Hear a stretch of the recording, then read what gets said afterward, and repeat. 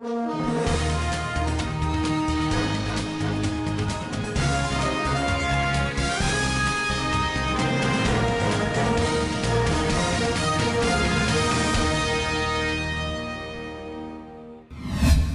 મિત્રો, આપનું સ્વાગત છે ફ્રીકિંગ ન્યૂઝમાં. મિત્રો, આપણે જણાવી દઈએ કે આજનો આ ફ્રીકિંગ ન્યૂઝનો એપિસોડ વિશ્વવિખ્યાત હાસ્ય લેખક સ્વર્ગસ્થ શ્રી તારક મહેતાજીને અર્પણ છે. મિત્રો, દિલ્હીના મુખ્યમંત્રી શ્રી અરવિંદ કેજરીવાલે દિલ્હીને લંડન બનાવી દેવાનું વચન આપતાની સાથે જ વિજય માલ્યાએ દિલ્હી આવવાની તૈયારીઓ પણ શરૂ કરી દીધી છે, કારણ કે તેમના મતે લંડન જ તેમની માટે સૌથી સલામત જગ્યા છે. મિત્રો, ઈવીએમ બાબતે માયાવતીના વાંધાને હિલેરી ક્લિન્ટને ટેકો આપ્યો છે. ઉપરાંત તેઓએ એ પણ જણાવ્યું છે કે આગામી સમયમાં થનારી અમેરિકાના પ્રમુખ પદની ચૂંટણી પણ ભારતીય ઇલેક્શન કમિશનની આગેવાની હેઠળ થાય તેવી તે માંગ કરશે. મિત્રો, 8મી માર્ચ વિમેન્સ ડે નિમિત્તે દેશની ઘણી બધી સેલિબ્રિટીઝે પોતાના ટ્વિટર હેન્ડલ ઉપરથી લોકોને વિમેન્સ ડેની શુભેચ્છાઓ પાઠવી. પરંતુ આ તમામ ટ્વીટ્સમાંથી વિરાટ કોહલીની ટ્વીટને સર્વશ્રેષ્ઠ પસંદ કરવામાં આવી છે, કારણ કે તેઓએ પોતાના સ્વભાવ વિરુદ્ધ તેમાં એક પણ અપશબ્દનો પ્રયોગ નથી કર્યો. મિત્રો, સૂત્રો પ્રમાણે જાણવા મળ્યું છે કે સલમાન ખાન બીઈંગ હ્યુમન પછી બીઈંગ સ્માર્ટ નામક ફોન સાથે માર્કેટમાં એન્ટ્રી કરી રહ્યા છે.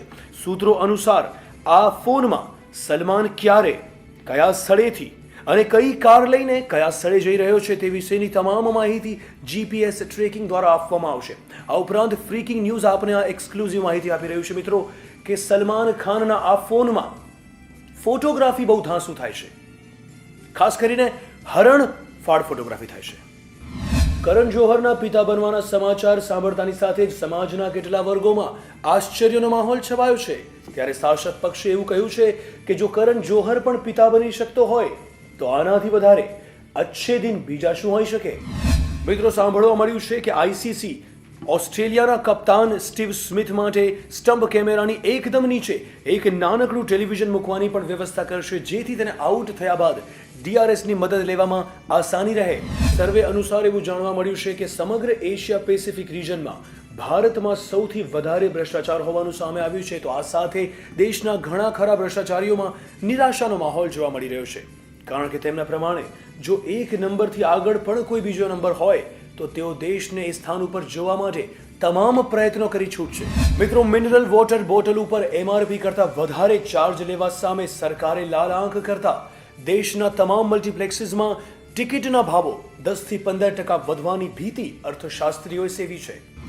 મિત્રો, આપણે જણાવી દઈએ કે વુલ્વરીનની ભૂમિકા ભજવવા માટે પોતે હરખ પદુડા હોવાનું ખુદ શાહરૂખ ખાને જણાવ્યું છે.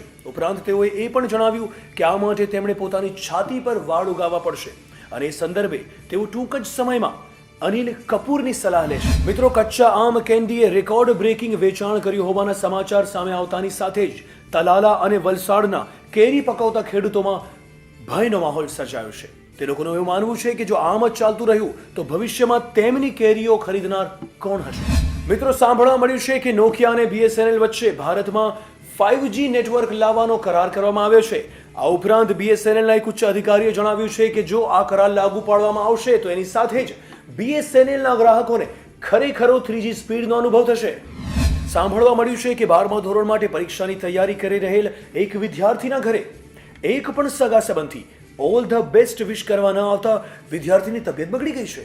મિત્રો, જાણવા મળ્યું છે કે આ વિદ્યાર્થી જ્યારે 10મા ધોરણની પરીક્ષા આપી રહેલ હતો ત્યારે તેના ઘરે ઓલ ધ બેસ્ટ કહેવા માટે આવનાર સગા સંબંધીઓની 1.5 કિલોમીટર લાંબી લાઈન લાગી હતી. મિત્રો, ભરૂચમાં નવા પુલનું ઉદ્ઘાટન થયા બાદ થયેલા એક સર્વે અનુસાર જાણવા મળ્યું છે કે સુરતના ઘણા ખરા રહેવાસીઓ હજી પણ જૂની ટેવ અનુસાર પોતાની ગાડી 2-2 કલાક સુધી સાઈડમાં પાર્ક કરી ઉભા રહે છે.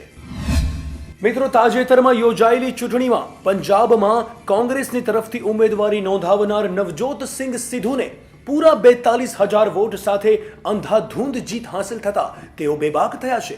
ઉપરાંત તેઓએ જાહેરાત કરી છે કે આ વાતની ખુશીમાં તે પૂરી 15 મિનિટનું મૌન પાડશે. એક પણ શાયરી નહીં બોલે. ઠોકો તાલી. ન્યૂઝ પતી ગયા મિત્રો. આની સાથે લાઈક, શેર અને સબસ્ક્રાઇબ ઉપર પણ ઠોકો. આની સાથે લાઈક, શેર અને સબસ્ક્રાઇબ પણ ઠોકવાનું ભૂલતા નહીં મિત્રો.